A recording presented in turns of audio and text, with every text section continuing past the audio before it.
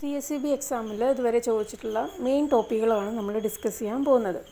അതിൽ first one ആണ് revenue is recognised as it is earned irrespective of whether cash is received or not. അതായത് ചില കേസിൽ നമ്മൾ എന്ത് ചെയ്യും, ഒരു അക്കൗണ്ടിങ് സിസ്റ്റത്തിൽ റവന്യൂ കിട്ടിയാലും കിട്ടിയില്ലെങ്കിലും റവന്യൂ എന്ത് ചെയ്യുന്നുണ്ട്, ഒരു റവന്യൂ ട്രാൻസാക്ഷൻ നടന്നു കഴിഞ്ഞിട്ടുണ്ടെങ്കിൽ നമ്മൾ അവിടെ റവന്യൂ കിട്ടിയതായിട്ട് കാണിക്കും അക്കൗണ്ട്സിൽ.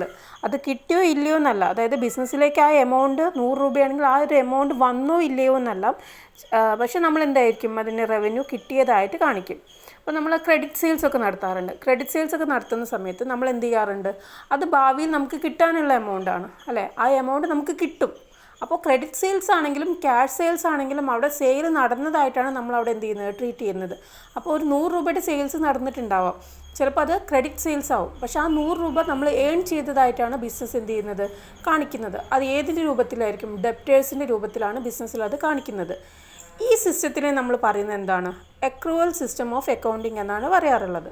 അപ്പോൾ revenue is recognised as it is earned respective of whether cash is received or not.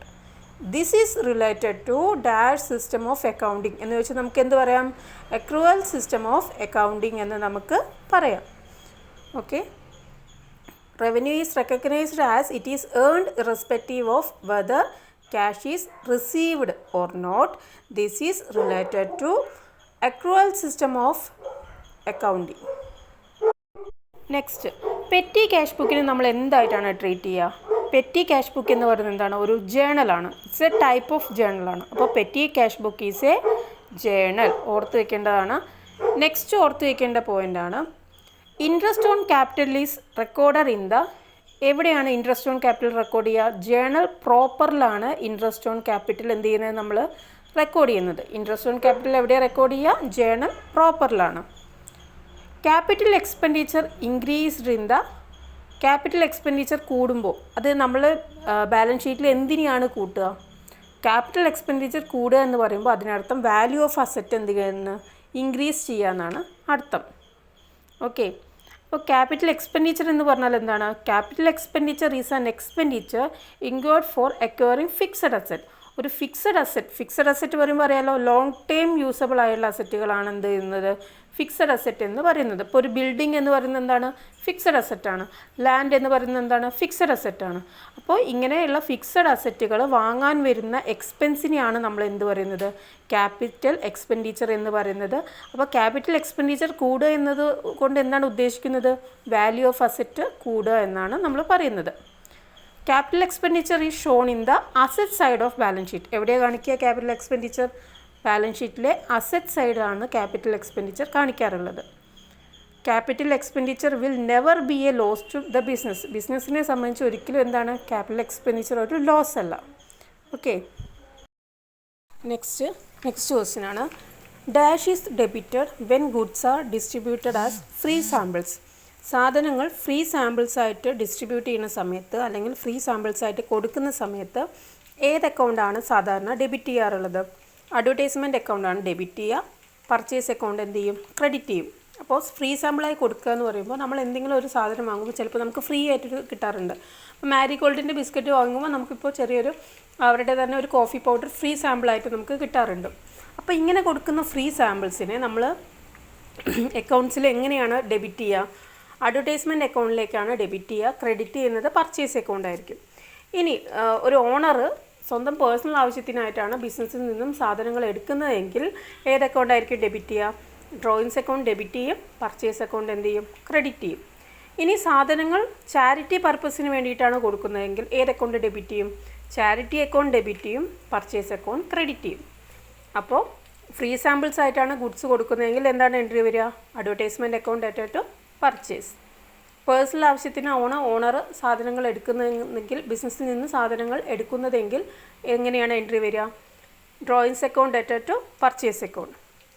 ഇനി ചാരിറ്റി പർപ്പസിനായിട്ടാണ് സാധനങ്ങൾ ബിസിനസ്സിൽ നിന്നും കൊടുത്തതെങ്കിൽ എന്താണ് എൻട്രി വരിക? Charity account debit to purchase account. ഇനി ഇൻകം ആൻഡ് എക്സ്പെൻഡിച്ചർ അക്കൗണ്ടുമായി ബന്ധപ്പെട്ട കുറച്ച് സ്റ്റേറ്റ്മെൻറ്റ്സ് നമുക്ക് നോക്കാം. ഇൻകം ആൻഡ് എക്സ്പെൻഡിച്ചർ അക്കൗണ്ടിൽ മെയിനായിട്ട് നമ്മൾ പറയുന്നത് it contained only the item of revenue nature of the current accounting period. അതായത് കറണ്ട് അക്കൗണ്ടിങ് പീരീഡിൽ റവന്യൂ നാച്ചുറലിൽ വരുന്ന ട്രാൻസാക്ഷൻസ് മാത്രമായിരിക്കും എന്തിൽ കാണിക്കുക, ഇൻകം ആൻഡ് എക്സ്പെൻഡിച്ചർ അക്കൗണ്ടിൽ കാണിക്കുക. കറണ്ട് അക്കൗണ്ടിലെ റവന്യൂ നാച്ചുറലുള്ള എൻട്രീസ് ആയിരിക്കും എവിടെ കാണിക്കുക, ഇൻകം ആൻഡ് എക്സ്പെൻഡിച്ചറിൽ കാണിക്കുന്നത്. ഇൻകം ആൻഡ് എക്സ്പെൻഡിച്ചർ അക്കൗണ്ട് ആരാണ് പ്രിപ്പയർ ചെയ്യുക? നോട്ട് ഫോർ പ്രോഫിറ്റ് ഓർഗനൈസേഷൻസ് ആണ് ഇൻകം ആൻഡ് എക്സ്പെൻഡിച്ചർ അക്കൗണ്ട് എന്ത് ചെയ്യുന്നത്, പ്രിപ്പയർ ചെയ്യുക. നോൺ പ്രോഫിറ്റ് ഓർഗനൈസേഷൻസ് ആണ് income and expenditure account prepare ചെയ്യാറുള്ളത്. Only the revenue item of the current accounting period are recorded in this account. അതായത് revenue നാച്ചുറലുള്ള items മാത്രം current ഇയറിലെ റവന്യൂ നാച്ചുറലുള്ള ഐറ്റംസ് മാത്രമായിരിക്കും എന്തിൽ റെക്കോർഡ് ചെയ്യുന്നത്, ഇൻകം ആൻഡ് എക്സ്പെൻഡിച്ചർ അക്കൗണ്ടിൽ റെക്കോർഡ് ചെയ്യുന്നത്. No capital item is included. അതിലെന്ത് ഇൻക്ലൂഡ് ചെയ്യില്ല, ക്യാപിറ്റൽ റവന്യൂ ഐറ്റംസ് ഒരിക്കലും അതിൽ കാണിക്കില്ല. It is based on the accrual basis of accounting. Accrual basis of accounting സിസ്റ്റത്തിനെ ബേസ് ചെയ്തിട്ടാണ് income and expenditure account prepare ചെയ്യാറുള്ളത്. It is prepared the same way as a profit and loss account is prepared in the profit organisation. അതായത് profit making ഓർഗനൈസേഷനിൽ profit and loss account എങ്ങനെ maintain ചെയ്യുന്നു അതേപോലെയാണ് non profit organisations എന്ത് ചെയ്യുക, income and expenditure account prepare ചെയ്യുക. അപ്പോൾ profit and loss അക്കൗണ്ടും ഇൻകം ആൻഡ് എക്സ്പെൻഡിച്ചറും അക്കൗണ്ടും സെയിം രീതിയാണ്. Profit account profit and loss account ആരാണ് ക്രിയേറ്റ് ചെയ്യുക, പ്രോഫിറ്റ് മേക്കിംഗ് ഓർഗനൈസേഷൻ ക്രിയേറ്റ് ചെയ്യും. നോൺ പ്രോഫിറ്റ് ഓർഗനൈസേഷൻസ് എന്താണ് ക്രിയേറ്റ് ചെയ്യുക, ഇൻകം ആൻഡ് എക്സ്പെൻഡിച്ചർ അക്കൗണ്ടാണ് ക്രിയേറ്റ് ചെയ്യാറുള്ളത്. Passbook and cash book together shows dash balance. ഒരു പാസ്ബുക്കും ക്യാഷ് ബുക്കും ഒരുമിച്ച് ഏത് ബാലൻസ് ആണ് കാണിക്കുക, ബാങ്ക് ബാലൻസ് ആണ് കാണിക്കുക. Entries in passbook is made by bank. പാസ്ബുക്കിലെ എൻട്രീസ് ആരാണ് ചെയ്യുക, ബാങ്ക് ആണ് പ്രിപ്പയർ ചെയ്യുന്നത്. Entries in cash book is made by customer. Cash ബുക്കിലെ എൻട്രീസ് ആരാണ് ഉണ്ടാക്കുന്നത്, കസ്റ്റമറാണ്. A passbook show a bank balance. Passbook എപ്പോഴും എന്ത് കാണിക്കും, ഒരു ബാങ്ക് ബാലൻസ് ആണ് കാണിക്കുന്നത്. A cash book also show a bank balance. Cash book എന്താണ് കാണിക്കുന്നത്, ബാങ്ക് ബാലൻസ് തന്നെയാണ് കാണിക്കുന്നത്. Next, bank reconciliation statement is prepared as on a particular date. Bank reconciliation statement എപ്പോഴാണ് പ്രിപ്പയർ ചെയ്യുന്നത്, ഒരു പർട്ടിക്കുലർ ഡേറ്റിലാണ് പ്രിപ്പയർ ചെയ്യുന്നത്. Bank reconciliation statement is a memorandum statement. BRSന് നമ്മൾ എന്തുകൂടി പറയും, മെമ്മോറാണ്ടം സ്റ്റേറ്റ്മെൻറ്റ് എന്നുകൂടി പറയും. It is prepared by customer. ആരാണ് പ്രിപ്പയർ ചെയ്യുക, കസ്റ്റമറാണ്. It is prepared as on a particular date. ഈ 3 പോയിൻറ്റുകളും ഓർത്ത് വയ്ക്കുക. Next, what is provision? Provision പറഞ്ഞാൽ എന്താണ്, a provision is a charge against profit. പ്രോഫിറ്റിൻ്റെ മുകളിലുള്ള ഒരു ചാർജിനെയാണ് നമ്മൾ എന്ത് പറയുന്നത്, പ്രൊവിഷൻ എന്ന് പറയുന്നത്. It is created to meet known liability. നമ്മൾ ഭാവിയിൽ നമുക്കറിയാം ഇങ്ങനെ ഒരു ലയബിലിറ്റി ഉണ്ടാവും എന്നറിയാം. അത്തരം ലയബിലിറ്റീസിനെ മീറ്റ് ചെയ്യാൻ വേണ്ടിയിട്ട്, അല്ലെങ്കിൽ അത്തരം ലയബിലിറ്റീസിനെ എന്താണ് കൊടുത്തു തീർക്കാൻ വേണ്ടിയിട്ട് നമ്മൾ മുൻകൂട്ടി ഉണ്ടാക്കുന്ന ഒരു പ്രോഫിറ്റിൽ നിന്ന് നമ്മൾ സേവ് ചെയ്ത് വെക്കുന്ന ഒരു പോർഷനെയാണ് നമ്മൾ എന്ത് പറയുന്നത്, പ്രൊവിഷൻ എന്ന് പറയുന്നത്. It reduces taxable profit. അത് ടാക്സബിൾ പ്രോഫിറ്റിന് എന്ത് ചെയ്യുന്നുണ്ട്, അത് റെഡ്യൂസ് ചെയ്യുന്നുണ്ട്. It can be used for dividend distribution. ഈ ഒരു പ്രൊവിഷൻ വെച്ചിട്ട് നമുക്ക് എന്ത് ചെയ്യാൻ പറ്റില്ല, ഡിവിഡൻഡ് ഡിസ്ട്രിബ്യൂഷൻ പറ്റില്ല. ഒരു ഫ്യൂച്ചർ ലയബിലിറ്റിയെ നമ്മൾ കൊടുത്തു തീർക്കാൻ വേണ്ടിയിട്ട് പ്രോഫിറ്റിൽ നിന്ന് ഒരു പോർഷൻ നമ്മൾ എന്ത് ചെയ്യുന്നു, പ്രൊവിഷനായിട്ട് സാധാരണ മാറ്റിവെക്കാറുണ്ട്.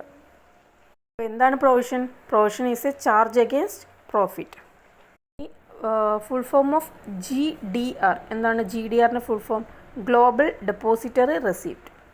It is an instrument in which a company located in a domestic country issue one or more of its shares or convertible bonds outside the domestic country. അതിനെയാണ് എന്ത് പറയുന്നത്, GDR എന്ന് പറയുന്നത്, ഗ്ലോബൽ ഡെപ്പോസിറ്ററി റെസിപ്റ്റ്. അതാണ് ഇതെന്ന് പറയുന്നത്. എന്താണ് GDR എന്ന് പറയുന്നത്? എന്താണ്, ഒരു ഇൻസ്ട്രുമെൻ്റ് ആണ്.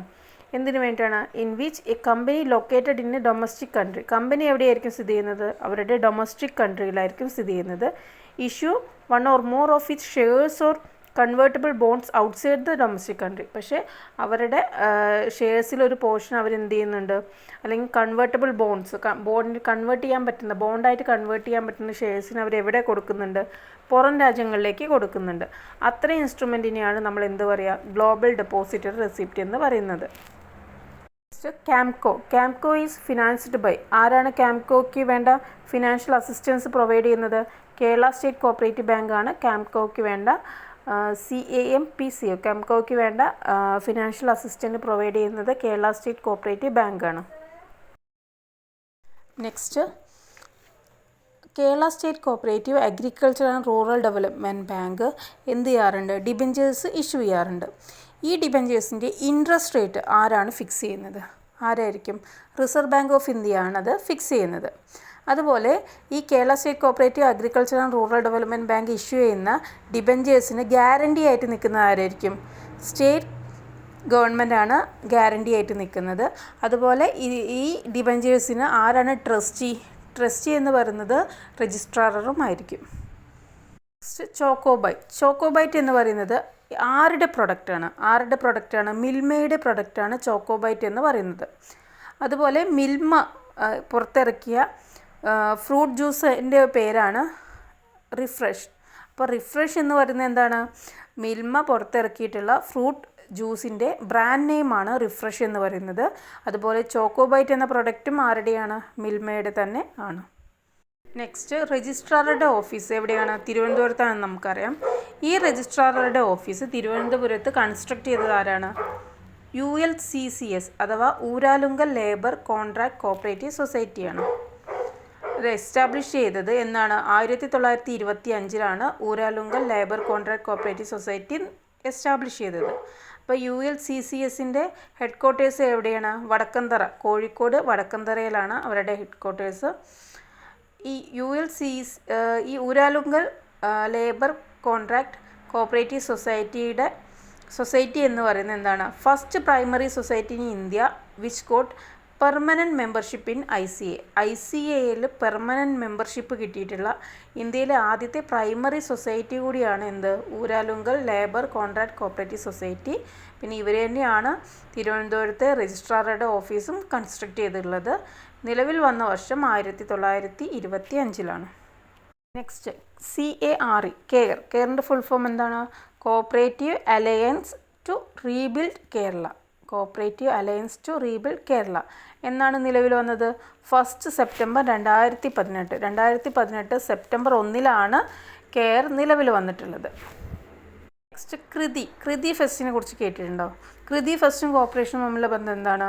നോക്കാം. Krithi fest was an international book fair conducted by SPCS at Ernakulam in 2019. SPCS 2019 എറണാകുളത്ത് വെച്ച് നടത്തിയിട്ടുള്ള ഇൻ്റർനാഷണൽ ബുക്ക് ഫെയർ ആണ് ഏത്? കൃതി എന്ന് പറയുന്നത്.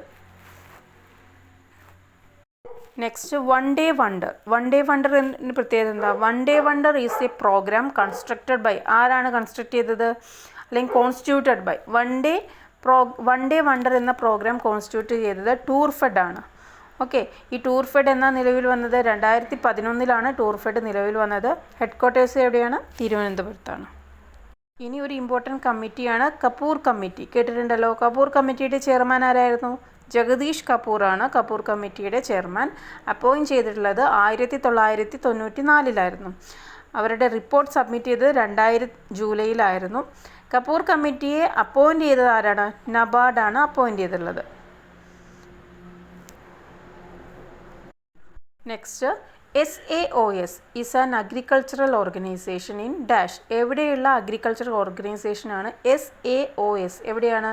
സ്കോട്ട്ലാൻഡിലെ ഒരു അഗ്രികൾച്ചറൽ ഓർഗനൈസേഷനാണ് SAOS എന്ന് പറയുന്നത്.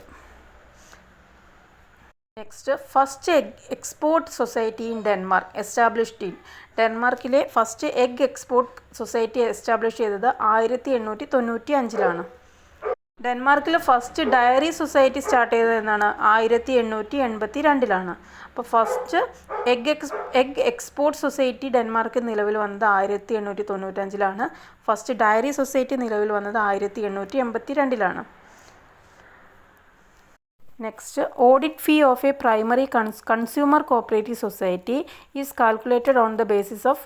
ഒരു പ്രൈമറി കൺസ്യൂമർ കോഓപ്പറേറ്റീവ് സൊസൈറ്റിയിലെ ഓഡിറ്റ് ഫീ എന്തിൻ്റെ ബേസിലാണ് കാൽക്കുലേറ്റ് ചെയ്യുക? സെയിൽ പ്രൊസീഡ്സ് ഓഫ് ഗുഡ്സിൻ്റെ ബേസിലാണ് ഒരു പ്രൈമറി കൺസ്യൂമർ സൊസൈറ്റിയിലെ ഓഡിറ്റ് ഫീ കാൽക്കുലേറ്റ് ചെയ്യുന്നത്.